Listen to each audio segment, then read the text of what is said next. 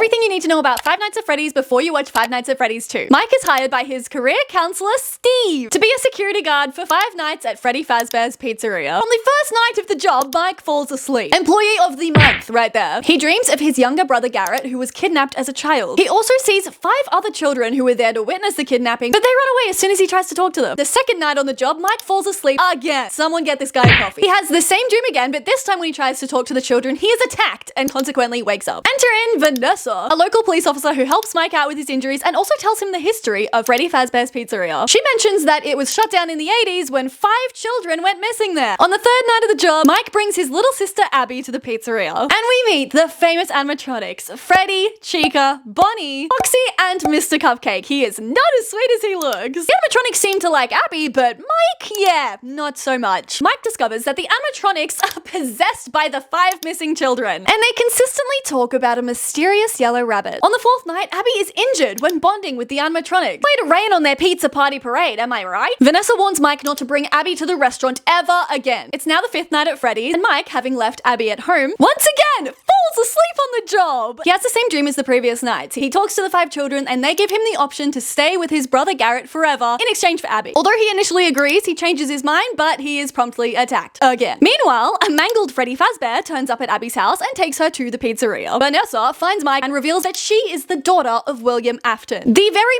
man who kidnapped Garrett and made the other 5 children go missing. He hid their bodies in the animatronic suits and now has control over them, which is disgusting. Mike learns that Abby awaits the same fate, but he manages to deactivate the suit. However, they are reactivated by none other than career counselor Steve. Turns out Steve is William Afton. And get this, he wears a yellow bunny suit. Abby devises a plan to break Afton's control over the demon animatronic children. Vanessa tries to stop William, but he stabs her and then proceeds on with his evening. Abby's plan works, and good old Mr. Cupcake turns on William Afton and bites a part of his suit off. This triggers the spring tap mechanism, causing it to essentially create a William Afton kebab stick. The animatronics drag him away, and we are left to assume his fate. Vanessa falls into a coma in hospital, but Mike and Abby, they're free to resume their normal life. Or not. Five Nights at Freddy's 2 is set 1 year after the original film, and it comes out December 4th. See you in the cinemas!